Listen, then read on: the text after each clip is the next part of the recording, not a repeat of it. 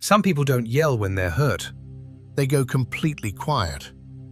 And that silence says more than any argument ever could. This video breaks down what's really happening inside someone who shuts down when they're in pain. It's not coldness. It's not the silent treatment. It's something deeper, older, and more human than most people realize.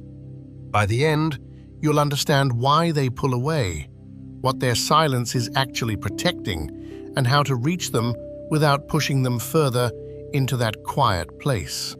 So when someone goes silent after being hurt, what's actually happening inside their head? On the outside, it looks like nothing. No tears, no shouting, just a blank face and a closed mouth. But on the inside, it's the opposite of nothing.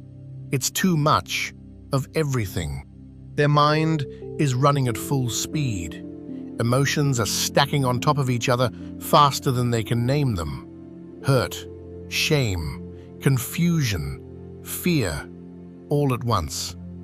The body reacts by hitting pause. Words feel impossible because there are simply too many of them. Their silence isn't emptiness. It's overload. They're not giving you less. They're feeling so much that nothing can get out. But why do some people learn to shut down, while others learn to speak up? Most of the time, the answer lives in childhood. Kids who grow up in calm, patient homes learn that big feelings are safe to share. Someone listens. Someone helps them sort it out.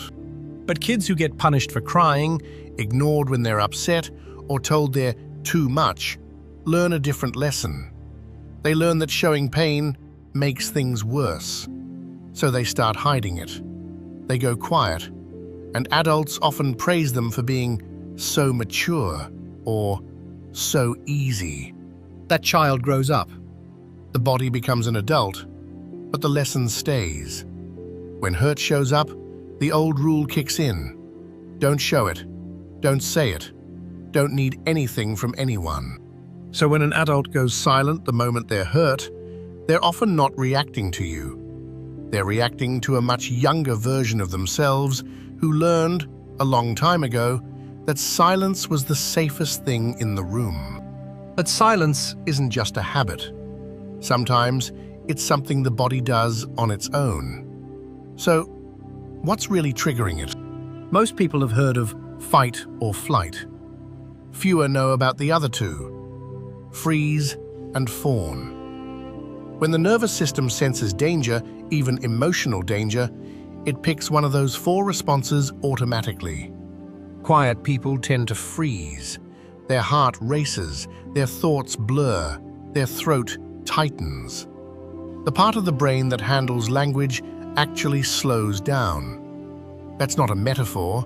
It's a measurable shift in how the brain works under stress. So when someone tells them to just talk about it, they literally can't. Not in that moment. The tools they'd use to explain themselves are offline. Their silence isn't a choice. It's a body doing its best to keep them safe. And pushing them to speak in that state only convinces the body the danger is real. Okay, but if they care, why wouldn't they just tell you what's wrong? Here's something most people miss. Quiet people often go silent because they care too much, not too little. They've learned that words spoken in anger can't be taken back. So when they feel that heat rising, they close their mouth before it does damage. They're afraid of saying something sharp. They're afraid of crying and being judged for it. They're afraid that if they open up right now, they'll ruin something they're trying hard to keep. So the silence that feels like rejection to you is often the exact opposite. It's them trying to protect the relationship from a version of themselves they don't fully trust in that moment. But why do words feel so risky in the first place? For someone who goes quiet when hurt, words have a history. Somewhere along the way, they tried to speak up, and it went badly. Maybe they were laughed at. Maybe they were called dramatic. Maybe someone twisted what they said and used it against them later. After enough of those moments, the brain starts to tag honesty as dangerous. Speaking up doesn't feel like relief, it feels like risk. Silence, by comparison, feels like control. It's the one thing that can't be used against them. So their quiet isn't stubbornness. It's a scar. And like every scar, it's proof that something once hurt, badly enough to leave a mark. So if pushing doesn't work, And asking doesn't work, what does? What they need is almost boringly simple. Patience, space, and proof that you're not going anywhere. They don't need a lecture about communication. They don't need you to guess the perfect question. They need to feel that the room is safe again, that no one is angry, no one is waiting to pounce, no one is keeping score. A soft sentence helps more than a hard one. Something like, "Take your time.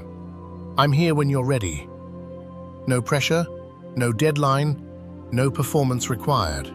Because the fastest way to bring a quiet person back is to stop chasing them. The moment they feel safe instead of cornered, the words start to find their way out on their own.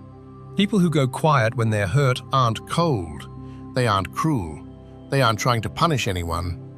They're carrying something heavy in a room that once taught them it wasn't safe to set it down. Their silence isn't the absence of feeling. It's the weight of too much feeling, held by someone who learned far too early that the safest place for their pain was inside.